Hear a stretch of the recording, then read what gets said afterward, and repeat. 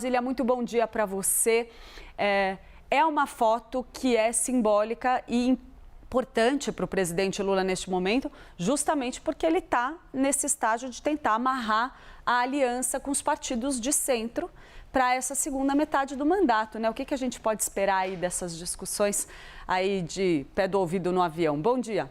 Oi, bom dia, Clarissa, Isabel, todo mundo que está com a gente aqui no Live CNN. Também a Elisa, que deve ter dormido um pouco mais, né, para não aparecer no jornal de hoje. Bom, a gente tem aí Luiz Inácio Lula da Silva, versão 2025, retornando à sua agenda internacional de viagens a outros países, mas com uma comitiva recheada. Por isso, o tema da análise é Lula carrega articuladores do Brasil na bagagem.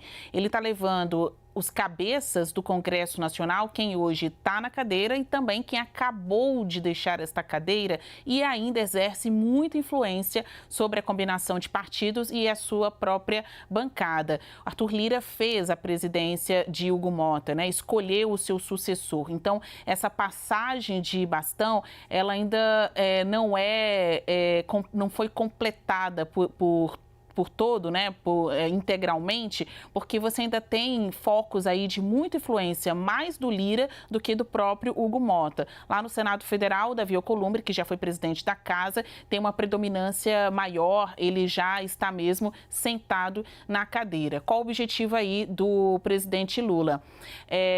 Demonstrar esse prestígio a esses comandantes da articulação política aqui no Brasil, colocando-os literalmente na bagagem nessa viagem para o Japão. O presidente tem, nesse ano de 2025, agendas bem importantes, projetos de lei, PECs, importantes a serem aprovadas, né? Nesse ano que antecede as eleições. Só para a gente ficar em dois exemplos, vocês que acompanham as informações aqui sempre na CNN Brasil sabem bem que o governo vai travar uma batalha para conseguir a aprovação da PEC da Segurança Pública, que ainda não foi encaminhada de fato ao Congresso Nacional. Isso deve acontecer na volta destes ministros aqui para o Brasil. E a outra proposta é aquela que isenta quem recebe até R$5 mil, isenta de pagamento do imposto de renda quem recebe até R$5 mil.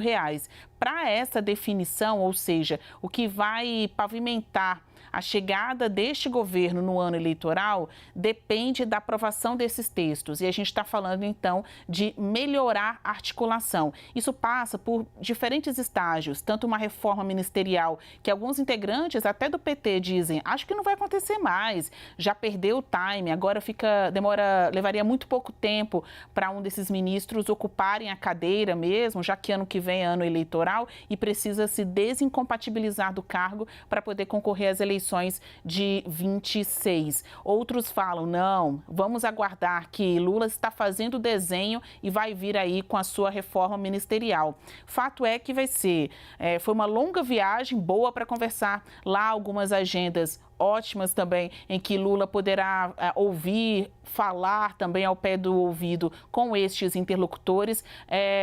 Eles estão em outro patamar da articulação política. Então, o Lula está carregando para o Japão quem são os articuladores da política aqui no Brasil, tanto de fato quanto de direito. Quem está sentado lá na função de presidente da Câmara, presidente do Senado, quem acabou de deixar essas posições e tem sido cotado, cortejado para eventualmente assumir um ministério aqui na Esplanada dos Ministérios. Tanto o Pacheco, que é visto como um bom nome para ministérios que cuidam do desenvolvimento, ou então um candidato governista para o governo de Minas Gerais, quanto Lira, que está no radar do Ministério da Agricultura.